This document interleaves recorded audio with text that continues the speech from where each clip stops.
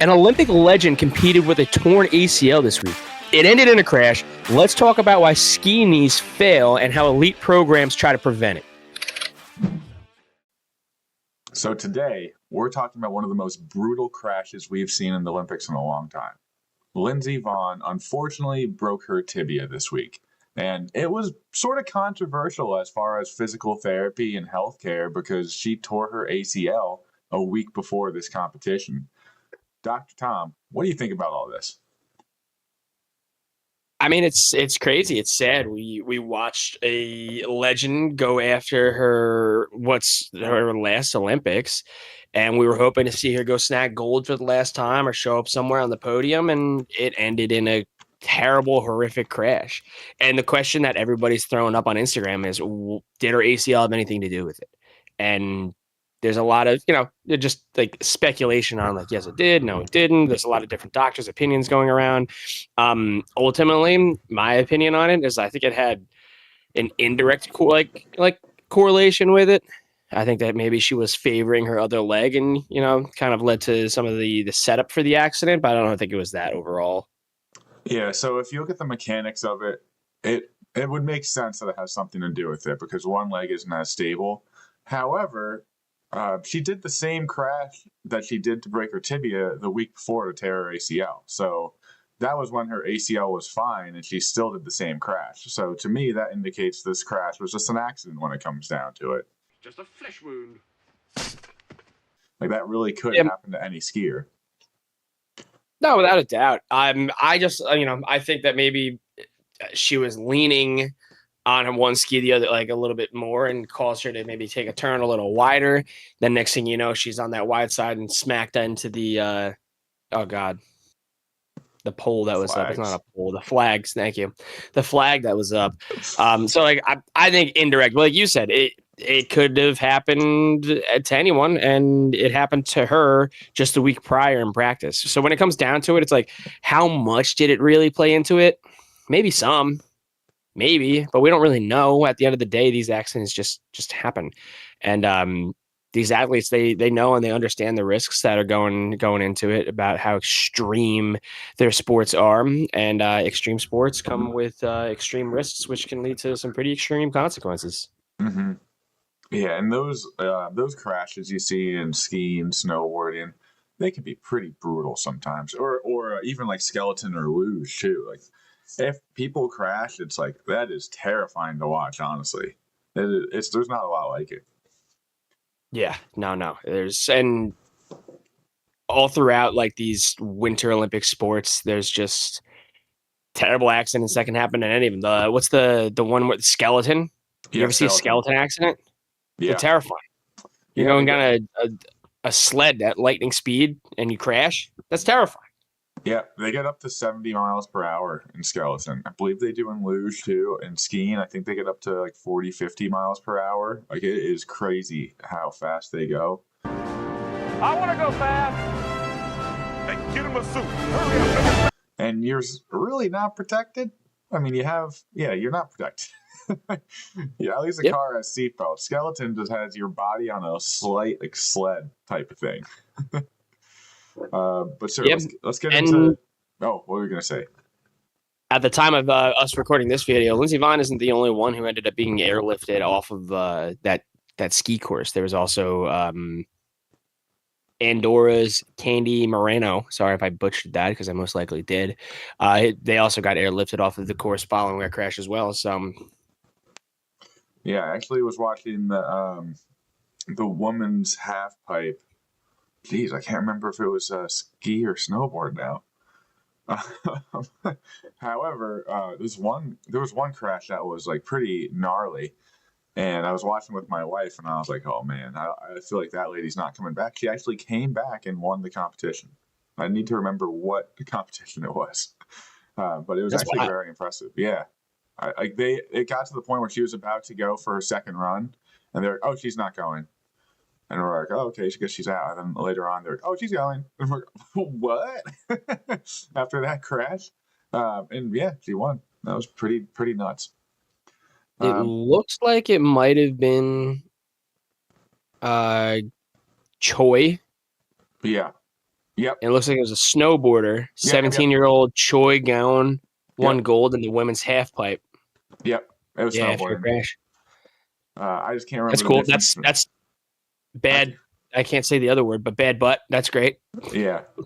I can't remember the difference between like a snowboard and skis, so I have trouble. So let's get into some of the mechanisms. What are some of the things that might cause ACL tear, maybe even a tibia fracture? Yeah, so we'll go into like the mechanisms of how these accidents happen. ACL, it's usually a valgus force, which is what we call it.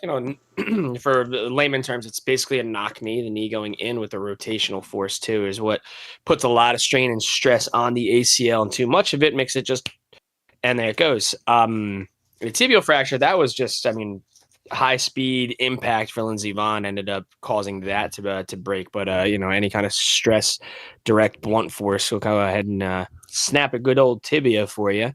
There's a lot of different things that can happen too that cause these moments, which could be how you're landing specifically. Backseat landing, which is when you're landing on the very tail end of the skis, you start to lose a lot of control while that's happening, and your weight is too far back, and it can cause them to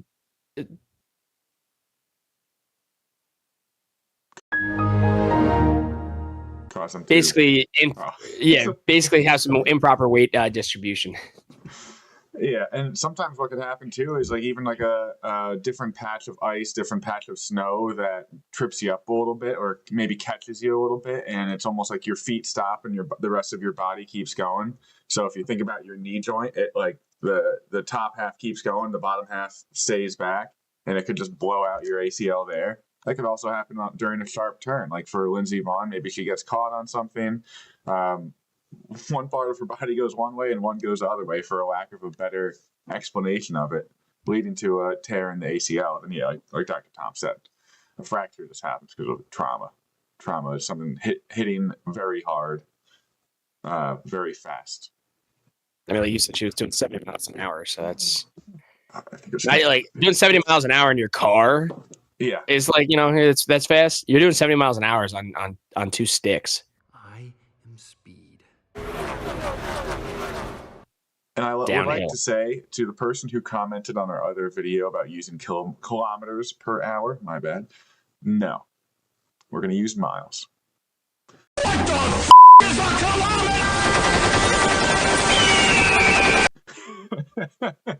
This is America. Sorry, our European, Asian, all of our other viewers. We're from New Jersey. Sorry. Shall we continue, sir? How do you train to prevent these injuries from happening? Yeah, so it's 112 kilometers per hour. So there's a couple of things that you want to try to focus on. It's specifically quad and hamstring control. So thinking about skiing and snowboarding for a lot of these sports and a lot of these events, you want to really focus on maintaining a good co-contraction between the two, especially when we're talking about our landing. It's a lot of eccentric quad control. So if you think about it, they're coming down and landing into it. Eccentric control is basically the muscle still grabbing and holding on while also getting longer, versus like concentric. Oh my God, my PT brain does not want to work this morning. But concentric is the muscles getting tighter and shortening, which is kind of pulling the joint in. And eccentric is I'm maintaining the bicep. Can't see it through the sweatshirt. I have to work out more, but I'm still maintaining contraction of the bicep and it's starting to get longer. For skiers, we're talking about the quads, so that big old leg muscle. Strengthening that specifically because it's going to help take the spring and impact of the landing.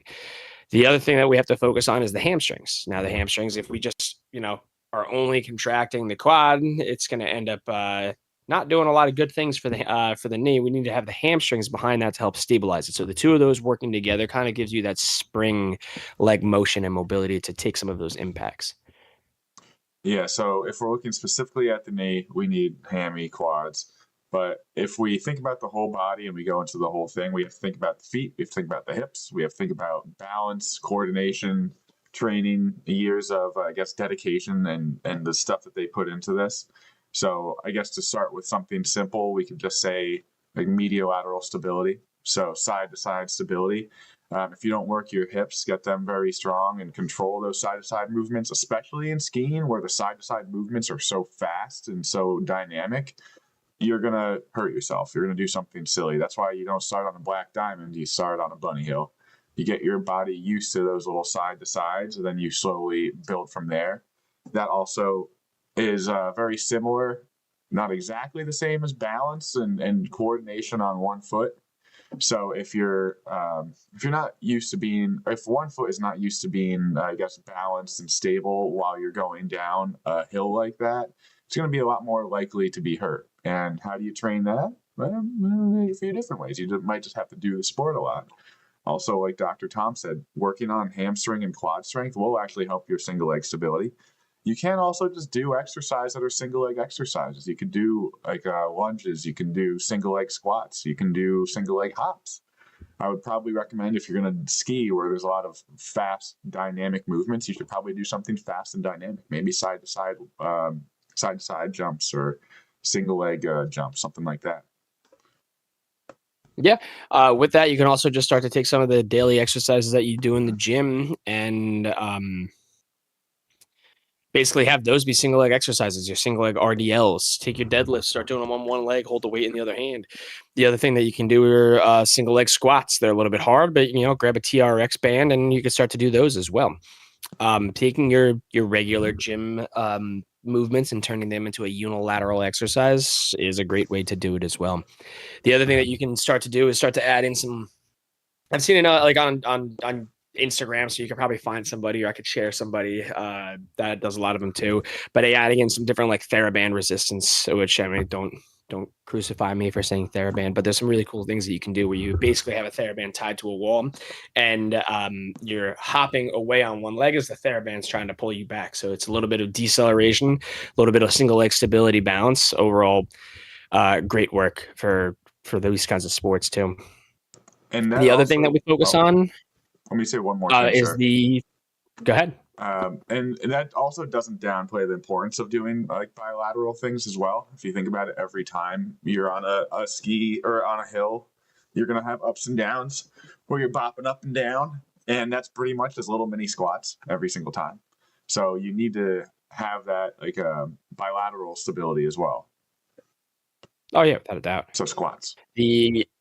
The last thing that you really have to focus on is your frontal plane mobility. Now, if we think about the body on all different planes, the frontal plane is kind of what Aaron and I are working in. Like I'm turning on your screen sideways right now. That's all frontal plane motions. If you think about a skier or a snowboarder going down the mountain, we're constantly turning and shifting, which is moving inside of that frontal plane and frontal plane control, hitting those moguls. It's going to push you onto different ways. So you're going to have to kind of be a little bit like a spring and take some of the load while doing that. So I think that exercise I mentioned before, where you're using like that TheraBand, is a great way you can start to work on some of that as well. But that all kind of ties into balance. Yep. That's what I was talking before about medial lateral stability and balance. So like Dr. Tom said, those side-to-side TheraBands, you could just do side-to-side lunges as well. You could do like side shuffles, karaoke, like a dynamic warm-up type thing, but you can also just change it by like increasing speed, increasing power, even like a side jump or side I'm forgetting the name of the certain thing. It's just side to side jumping, but there's a specific name for it. Bounce, side to side bounce. I don't know if that's it. But either way, working those like side to side medial lateral glute muscles, things like that is definitely a good one to help prevent injury at the knee. If you think about it, if the hip is weak, then it's going to not support the knee as well. And that's going to make you more likely to have an injury as well. Oh, yeah. And when it comes down to it, at the end, it's reps going down the mountain, get your repetitions in, go on this, get on the slopes, grab your skis or snowboards. I snowboard, but I'm not by any means an Olympic athlete at it. I'm definitely far from it. Dr. Aaron is actually an elite skier. We're going to try to get him on the mountain next week, I think.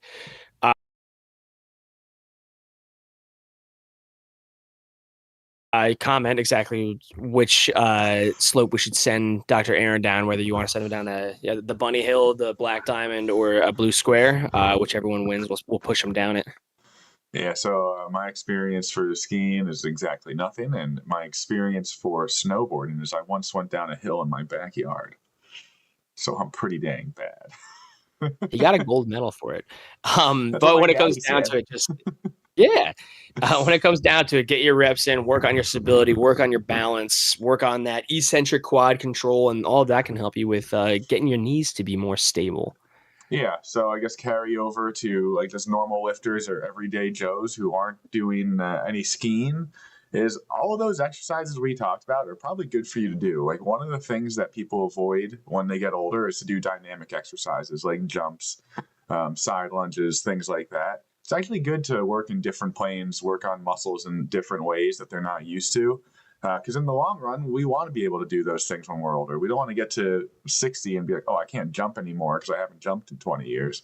Like we want to keep on doing those things. Even if your vertical jump, like mine, is barely over a tissue box, it's still okay. You're still working those muscles in ways that they need to be worked. Oh yeah, without a doubt. That's the most important thing. So as long as we're doing what we call sports specific training for this, which is taking those exercises and really modifying them to be specific in the training for the sport, which in this case is the skiing and snowboarding, you'll see that translate over to the mountain. It'll take time. It's going to take reps. It's going to take practice, but you'll see it translate over. Sir, do you have any skills that you haven't done in a long time that you have that you feel like you want to get back into, or at least try and see if you can do it? To be honest with you, I want to spend more time snowboarding. I've only done it a handful of times, so it's funny that we're talking about this, but snowboarding is one that I want to practice more and more of. The other one isn't any physical relation. I want to get better at playing guitar, but That's that physical. is it's like dexterity and everything too. So Yeah, my single leg standing with eyes closed is as bad as like a 90-year-old. oh It god, is and it's awful. funny because you work with 90-year-olds. Yeah, yeah. So you'd think it'd be better, but like I've been doing it more recently, and I'm like, wow, this is really bad. I think it has to do with years of concussions and migraines. So I have a feeling that's a relation to it. But that doesn't mean that it can't get better. That's something that basically means I should probably practice it more than anybody else, and I never practice it. So I've been trying to get into that more recently. Uh, Try to get my balance a little bit better, so I'm not an old man. Yeah, you know what they look like because you're working with them 5 days True. a week. Now, sir, what should we tell our people to put in the comments for today? What do we want to hear from them? I would say comment down below anything that you want us to go over, whether any kind of fitness or wellness, whether it's diet, whether it's the gym, exercises, anything that you find interesting or any myths that you find interesting that you want us to either see if we can debunk. Yeah, that's a good idea. We're always looking for input, and we want to know what everyone wants to watch. So let us know what you want to watch. With that, sir, I think we're done for the day. What do you think? I think so. I think we're ready to roll. All right. Have a nice day, everybody. We'll see you next time.